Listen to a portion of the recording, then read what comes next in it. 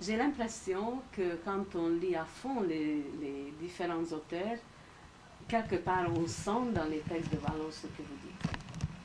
Cette globalité de la personne. Il y a une certaine manière de parler de ce dont on parle. Ah, sûrement. Et c'est toujours humain ce qu'il dit, alors que chez Piaget, que je ne lui reproche pas, bon, je le dis encore une fois, parce que c'était aussi un grand... Et comme Vallon aussi a bien trouvé des choses chez lui de dire, mais il y a quand même une grosse différence. Piaget parle de l'objet de sa recherche et Vallon parle de l'homme. Oui, mais d'ailleurs, le meilleur témoignage qu'on peut en avoir, c'est justement l'intérêt qu'il portait à l'enfant dans toutes ses formes de vie. Il ne faut pas oublier que, par exemple, il présidait une association de vacances pour enfants. J'ai eu le privilège de lui succéder, qui s'appelait les Vacances populaires enfantines, et où il allait, au moment où les enfants partaient en colonie de vacances, il s'entretenait avec les parents, il s'entretenait avec les enfants, avant leur départ en vacances. Il s'est intéressé au cinéma pour enfants, il s'est intéressé aux livres pour enfants. Je viens de relire les 29 chroniques que Marc Soriano, qui est mort en décembre, a données à Enfance pendant 12 ans sur les livres pour enfants. Il l'a fait à l'initiative de M. Vallon, sur la suggestion de M. Vallon, et pourtant ça devait paraître tout à fait surprenant que dans une revue scientifique du niveau de la revue Enfance, on fasse une chronique sur les livres pour enfants. Eh bien, il est évident que, par exemple, le jour où Marc Soriano apprend la mort de M. Vallon, il dit ce qui me frappe le plus dans le souvenir que j'ai de lui, c'est le souvenir de cette bonté rayonnante. Et cette bonté rayonnante amenait M. Vallon, qui fut politiquement un militant extraordinairement attaché et extraordinairement fidèle, à s'intéresser vraiment au quotidien de la vie de l'enfant. Que ce soit par exemple donc toutes les formes de loisirs de l'enfant, toutes les formes de vie scolaire de l'enfant, toutes les formes d'activité du milieu familial, tout ça, pour lui, c'était un ensemble dont on ne pouvait rien isoler ou rien dissocier. C'est une chose curieuse, mais je me suis dit que si je vis encore 100 ans, je voudrais... C'est courant, ma chère, parce qu'il y a... On a et c'est extraordinaire, je ne sais pas si vous avez remarqué, mais moi, ça m'a beaucoup frappé. Vous avez entendu qu'on a interviewé cette femme qui a 120 ans. Et que cette femme qui a toujours eu une vie tout à fait facile, tout à fait aisée, tout à fait protégée, qui dit elle-même que vraiment, elle n'a jamais eu de stress, qu'elle ne sait pas ce que c'est. Mais quand même, et on a remarqué qu'elle a appartenu dès sa naissance à un milieu très aisé, qu'elle a fait un mariage tout à fait normal avec un de ses proches camarades d'enfance qui portait même le même nom qu'elle, et qu'elle a toujours vécu très aidée, très entourée. Elle a dit elle-même, je ne sais pas ce que c'est, que le souvenir de s'occuper d'activités ménagères. Mais hier, quand on lui a dit qu'est-ce qui vous paraît quand même important dans la vie, elle a répondu c'est la lutte. Et elle a commencé à citer cette phrase, cette femme super bourgeoise et super protégée. Elle a cité la première phrase de l'Internationale en disant la lutte, c'est la lutte finale. Cette femme de 120 ans, hier, à la télévision, dans son interview, c'était quelque chose d'absolument bouleversant. Et ça m'a rappelé, effectivement, ce qu'avait été la vie d'Henri Vallon, appartenant à un milieu très bourgeois, très protégé. Un de ses neveux me disait, dans la maison, dans la région où ils passaient leurs vacances, qui est une plage du Nord, la famille et nous avions 13 maisons. Ça situe à peu près à la fois l'importance de la famille, le regroupement et une certaine aisance aussi. Monsieur Vallon habitait un très joli, ce qu'on appellerions hôtel particulier, rue de la Tour, toute une maison sur 3 étages. Bon. Eh bien, c'était pourtant le militant extrêmement proche justement de la vie quotidienne du milieu ouvrier de Boulogne-Billancourt et qui est toujours resté fidèle toute sa vie, ce qu'on ne pourrait pas dire de pas mal de ses collègues, aux mêmes idées, aux mêmes options et aux mêmes choix. Et les choix qu'il faisait à 20 ans, quand jeune normalien, il se battait au moment de l'affaire Dreyfus. Les choix qu'il faisait plus tard, quand il défendait des soldats qui avaient refusé de lever les armes contre des ouvriers rebelles, et pour lesquels d'ailleurs il s'est fait mettre en prison quelques jours, et c'est Lévi-Brûle qui est intervenu pour le faire libérer. Quand plus tard, il a, au cours de la guerre de 14-18 et même au cours de la guerre 39-45, il s'est toujours montré un militant fidèle et indomptable, et il l'est resté vraiment jusqu'à son dernier jour, eh bien, ça faisait partie de sa personne. C'est l'homme, justement, de toutes les fidélités. C'est la cohérence, je me rappelle très très bien un jour où était pour lui une notion absolument essentielle. La fidélité à ses idées, comme la fidélité à ses recherches, et comme la fidélité à certaines approches de la connaissance. Tout cela, ça faisait tout un. Et je pense que tout à fait à la fin de sa vie, quand il examinait les enfants, il les examinait exactement de la même manière que je l'avais vu faire, c'est-à-dire en 1960, il les examinait comme il les avait examinés, comme il les examinait en 1930. C'était le même type d'approche, et les enfants eux-mêmes, qui étaient extraordinairement sensibles.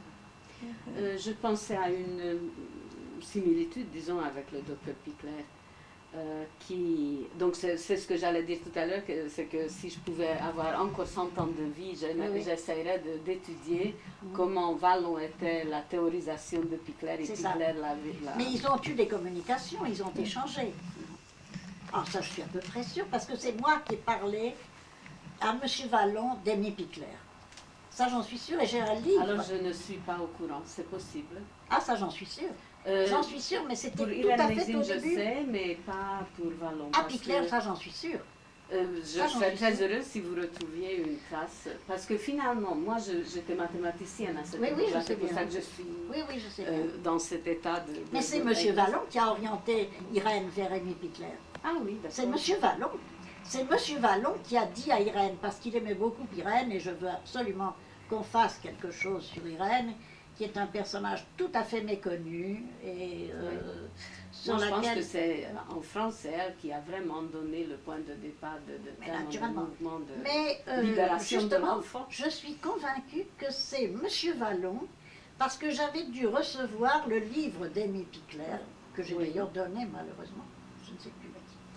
Mais j'avais reçu le livre d'Aimé Pichler, j'en ai parlé à M. Vallon, et M. Vallon en a parlé à Irène. Et je crois que c'est comme ça que je sais que Pichler et Lésine se sont rencontrés. Ah oui, non, mais ça je sais.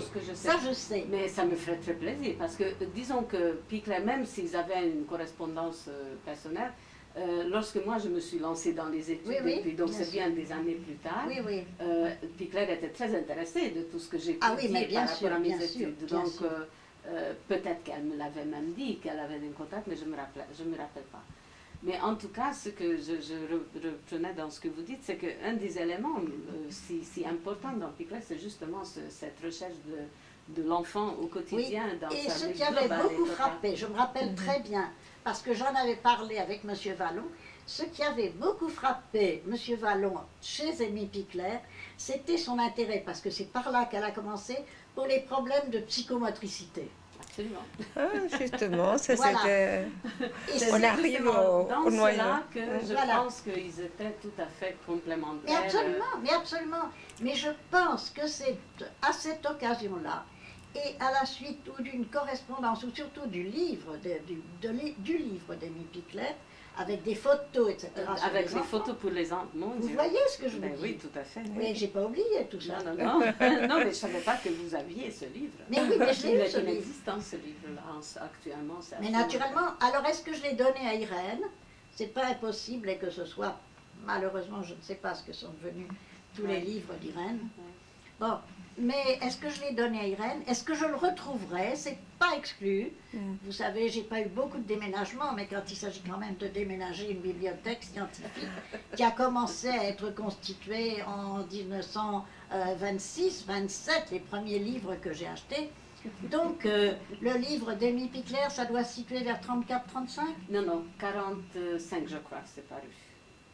C'est après la guerre. Non, je crois qu'il y a eu une édition avant. Ah, parce que le livre original sur lequel ça a été très mal traduit d'ailleurs était de 1936. Ah, ben voilà. Non, mais c'est hongrois. Oui, mais c'est pas une raison. Non, je ne l'ai pas eu en hongrois. Parce que la traduction, édition sociale française, qu'est-ce que j'ai pu chercher pour éventuellement reprendre l'édition, je me demande si c'est pas 51. Et il y avait un autre livre très intéressant sur la pouponnière. Les ESF, c'est-à-dire les ESF, c'est-à-dire là où a été publié mon bouquin sur Vallon, c'est ça?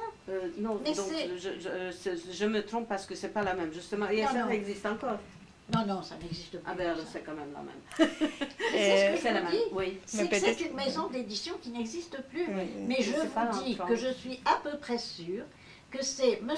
Vallon qui, intéressé par l'œuvre d'Amy Pickler, l'a indiqué aux éditions sociales, qui étaient les éditions du Parti communiste.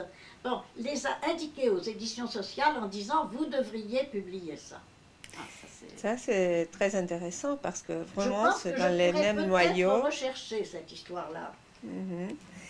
Mais c'est très intéressant parce que... Ça a paru aux ESF en 51. Il faudrait que je le regarde parce que c'était un éditeur qui se trouvait près de la place Saint-Michel, dans la petite rue parallèle à la place Saint-Michel. Donc, alors que l'ESF se trouverait quelque part près de rue de Madrid. C'est pas la même. Les ESF se trouvaient au Faubourg Poissonnière, Non, non. Mais, parce que je suis allée à leur adresse ancienne en cherchant. Je vous téléphonerai parce que je pense que j'ai un exemplaire français chez moi. Je ne suis pas tout à fait certaine. Je crois que j'ai seulement l'exemplaire. Et ce qui est très intéressant, c'est justement l'attachement à cette préoccupation dont Vallon et aussi Pickler, mais surtout Vallon, a été vraiment le grand patron de tout ce qui s'est développé plus tard dans les domaines de la psychomotricité. Voilà. Et ça, c'est très important, et c'est pour ça d'ailleurs que j'ai beaucoup de plaisir à travailler avec Jacqueline Nadel, parce que Jacqueline Nadel a été la dernière collaboratrice que j'ai recrutée pour M. Vallon, et où elle a travaillé avec lui pendant un an, uniquement sur ses problèmes de psychomotricité. Et il avait trouvé quelqu'un de très grande qualité, car il y avait beaucoup de gens qui, autour de lui, travaillaient sur ces problèmes de psychomotricité, mais sans avoir en général une formation, si vous voulez, suffisante à la base.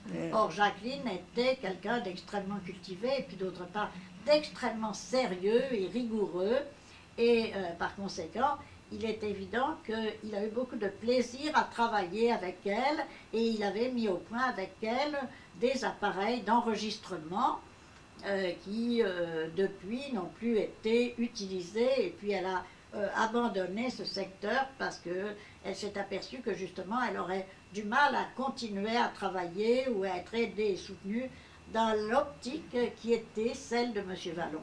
Car après tout, vous comprenez, il y a eu quand même des choix qui se sont effectués dans l'œuvre de M. Vallon, dans la fidélité à son œuvre. Il y en a qui ont préféré le côté laboratoire, il y en a qui ont préféré résolument même le côté hospitalier, sans être médecin pour autant, mais le côté clinicien. Et il y en a qui, évidemment, ont essayé de voir quelle était la qualité même et la spécificité même de la pensée de M. Vallon, sur laquelle, quelquefois, on a donné des interprétations qui sont un peu discutables. De toute façon, c'est toujours difficile, si on ne connaît pas tout Vallon, c'est difficile de ne pas morceler. Oui, oui, non, il y mais a ça, un thème sur lequel on s'intéresse. Oui, oui, non, mais bien sûr. C'est ça la difficulté, je oui, crois. Oui, mais ça, c'est incontestable.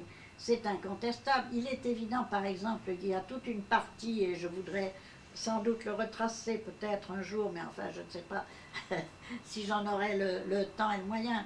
Mais il y a toute une partie, M. Vallon a créé au lendemain de la Libération une revue qui s'appelle La Raison, dont il a paru une vingtaine de numéros, et qui était une revue évidemment très marquée en ces temps-là, notamment par l'influence de Pavlov, mais qui était une revue qui a pris notamment ses distances avec la psychanalyse ou avec une certaine psychanalyse telle qu'on la comprenait dans ce temps-là, et où il y a des articles tout à fait passionnants de M. Vallon lui-même dans cette revue. Seulement, comme il y a un certain nombre de gens qui depuis se sont beaucoup éloignés de ce type de pensée, alors évidemment ils n'ont pas fait grand-chose pour rappeler le souvenir de cette revue qui pour eux serait peut-être un peu encombrant. Mais il y a quelqu'un par exemple qui avait très très bien compris la pensée d'Henri Vallon et son substrat, si je peux dire, social, c'était Le Guilan. Le Guilan, qui est mort prématurément, a été certainement et aurait pu être un des meilleurs psychologues de ce temps. Il avait une culture tout à fait exceptionnelle et il avait exactement comme M. Vallon cet attachement au quotidien de l'enfant. Et ce souci de se dire que si on ne prend pas l'enfant dans son quotidien, on n'y comprend rien. Si on découpe l'enfant en tranches, la tranche scolaire, la tranche familiale, la tranche éventuellement professionnelle, la tranche de loisirs, on ne peut pas comprendre toute l'authenticité, toute la diversité de la personnalité de l'enfant.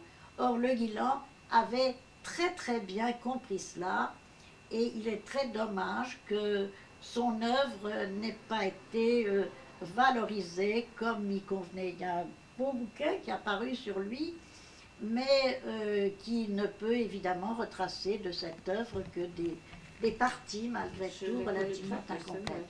Comment ? Est-ce que M. Trantong a travaillé avec lui, non ? Trantong n'a pas vraiment... Il a rencontré, je crois, M. Vallon, mais tout à fait à la fin de sa vie. C'était quelqu'un de très très gentil et de très désireux de connaître M. Vallon, alors que Jallet, qui a beaucoup écrit sur Vallon, ne l'a pas vraiment connu et s'est cru autorisé dans bien des cas à écrire quelques absurdités. Mais Trantong était... Je crois qu'il a travaillé uniquement sur ses œuvres. Oui, oui, uniquement, vraiment uniquement, mais et pas toujours en les interprétant ou en les lisant d'une façon qui soit vraiment tout à fait fidèle. C'est dommage qu'on ne dispose pas plus de temps parce que ça m'intéresserait, parce que ça fait content de... Mais Trantong, en revanche... J'ai suivi avec lui pendant 10 ans. Avec qui? Trantong. À Trantong. Oui. Mais Trantong était quelqu'un de très gentil, moi je l'ai vu à plusieurs reprises, très gentil, très fidèle et très soucieux justement de bien comprendre la pensée de Vallon. Il s'était attaché à l'aspect surtout pédagogique de cette pensée, c'était ça qui lui paraissait le plus accessible. Mais il était vraiment, tout ce qu'il a écrit est vraiment complètement acceptable. Enfin, il n'y a pas une... Vraiment, il n'y a pas, alors que quelquefois j'ai lu des textes sur M. Vallon qui m'ont fait un peu dresser les cheveux sur la tête. Le cas avec Trantong, c'était pas du tout ça. Non, non, ça, il est mort tout de même très prématurément. Enfin, il n'était pas tout jeune, mais non, il était très malade. Il était très malade, c'est ça, je crois. Il a traîné une tuberculose. C'est ça. Oui, oui, non, mais ça, je crois. Mais lui, il était 10 ans avec Piaget.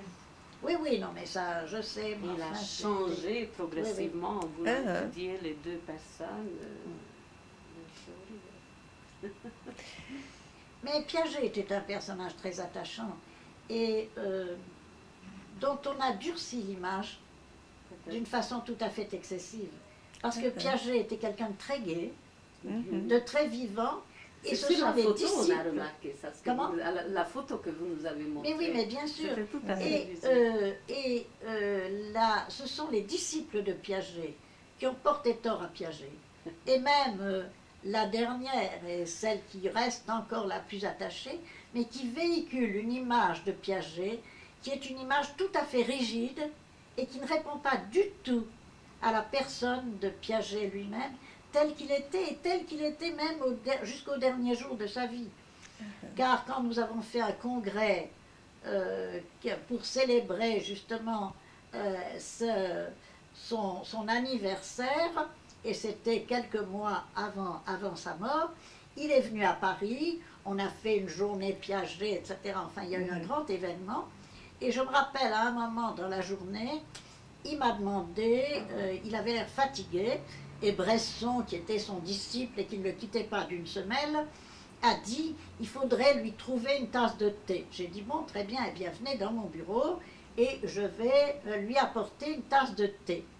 Et alors, quand je suis arrivée, c'était une tasse de thé qu'on avait eu du mal à se procurer dans un bistrot voisin, et la tasse était dépareillée, la soucoupe, etc. Et Bresson était tout à fait scandalisé, et Piaget s'est beaucoup mis à rire, et à ce moment-là, nous avons évoqué notre première rencontre en 1930, sous l'œil complètement effaré de Bresson, qui ne s'imaginait pas que j'avais pu avoir l'audace de connaître Piaget si longtemps auparavant. Et on s'est mis à rire tous les deux d'une façon tout à fait gamine, j'allais dire. Et Bresson a découvert à ce moment-là un tout autre personnage de Piaget. Ça succède quand on commence à avoir la personne qui est dans son quotidien, dans ses spécificités, et hors du travail, du sérieux, de la recherche. Non? Mais vous avez commencé... Mais ça, si vous arrêtez d'enregistrer, je vous raconterai quelque chose, mais là, il D'accord. Attendez. Par tout ce qu'il a fait à la fin de sa vie sur l'épistémologie génétique. Tous les travaux qu'il a menés, notamment avec Gréco aussi, avec François Bresson, mais surtout avec Gréco. Moi, j'ai toujours été très sensible à la relation qu'il y avait eu entre Piaget et Gréco. Gréco était un très grand bonhomme qui n'a pas donné sa mesure et qui était un personnage extraordinaire, vraiment extraordinaire. Moi, j'ai eu l'occasion de faire des missions avec lui en Afrique et de me rendre compte du personnage que c'était. C'était un personnage d'une humanité étonnante. C'était quand il était professeur, il venait attendre ses étudiants à la porte des salles d'examen avec des sandwichs plein les poches. Il était capable, quand sa fille est entrée en 6e, c'était à ce moment-là, il me le racontait parce que je le voyais assez souvent, c'était à ce moment-là le début d'un nouvel enseignement des mathématiques, ce qu'on appelait les mathématiques modernes. Et alors il m'a dit, ma fille fait des mathématiques modernes, alors comme il fallait que je l'aide, eh bien je viens d'organiser un petit cours à la maison, pour elle et pour ses camarades, pour que nous puissions étudier ensemble les mathématiques modernes. C'était vraiment, Pierre Gréco était un personnage extraordinaire, et à qui on n'a pas du tout rendu justice. Et Piaget s'était très bien rendu compte du personnage extraordinaire que c'était. C'est-à-dire à la fois cette dimension culturelle tout à fait exceptionnelle, et cette humanité extrêmement chaleureuse, qui devait d'ailleurs pour l'essentiel à une origine extrêmement modeste, marseillaise, méridionale, à laquelle il restait très très fidèle. Et vraiment, je pense que la mort de Pierre Gréco pour, et si je dis sa mère, c'est parce qu'il parlait beaucoup de sa mère, mais la mort de Pierre Gréco a été pour la psychologie française quelque chose d'absolument catastrophique. Comme ça, Vraiment. Et comment vous avez... Juste dites si vous êtes fatigué. Non, non, pas du tout. Est-ce que vous-même, je ne vous offre pas quelque chose à... Non, merci. Et c'est tellement intéressant de vous entendre qu'on oublie d'autres choses. Mais, et vous avez commencé à parler tout à l'heure de Irène Lésine. Oui. Et M. Vallon l'aimait beaucoup. Elle l'aimait. L'a beaucoup aidé, a fait tout ce qu'il a pu pour l'aider. On lui a donné, d'ailleurs, c'est dans Enfance qu'elle a publié dans les premiers numéros d'Enfance, et nous allons, j'espère, pouvoir regrouper tout ça. Monsieur Vallon l'aimait beaucoup, était très sensible à son parcours, et vous savez qu'Irène Lésine, qui était un peu plus jeune que moi, avait l'intention de faire l'agrégation de philosophie, et qu'elle n'a pas pu la faire parce que sa naturalisation était trop récente. Il y a 2 personnes comme ça, qui n'ont pas pu, qui ont eu des problèmes pour passer l'agrégation. ça a été Valentin Fellman qui a été fusillé par les Allemands pendant la guerre, et ça a été Irène Lésine. Et Valentin Fellman avait été pris de philosophie au concours général, et quand il a voulu faire l'agrégation de philosophie, on lui a dit que sa naturalisation avait été trop récente.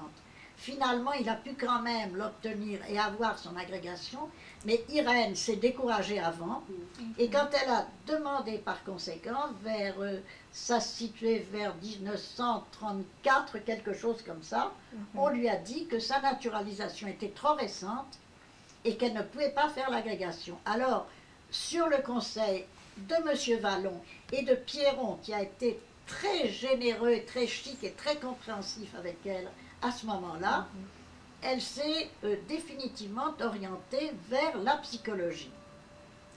Et c'est plus tard, c'est M. Vallon qui l'a orientée vers la psychologie du petit enfant, qui était un terrain complètement vierge et pas du tout défriché à ce moment-là.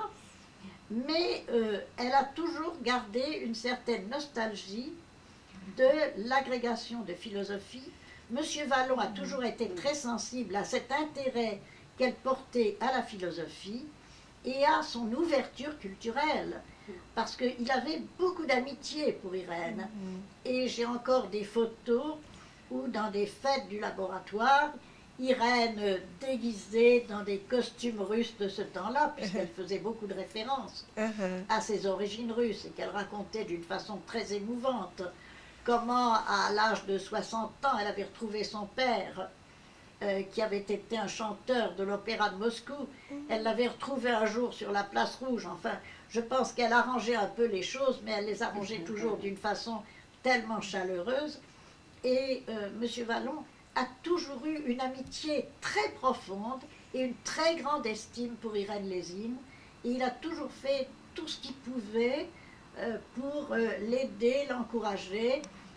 Et c'est pourquoi, personnellement, j'ai tout à fait déploré qu'on ait laissé Irène Lésine quitter le laboratoire et que même, d'une certaine manière, on l'ait un petit peu poussée dehors. Ça, c'est un autre problème. Rue Gay-Lussac, oui. Donc, quand je l'ai rencontrée, elle avait déjà un autre laboratoire Parce qu'il n'y avait pas d'autre solution.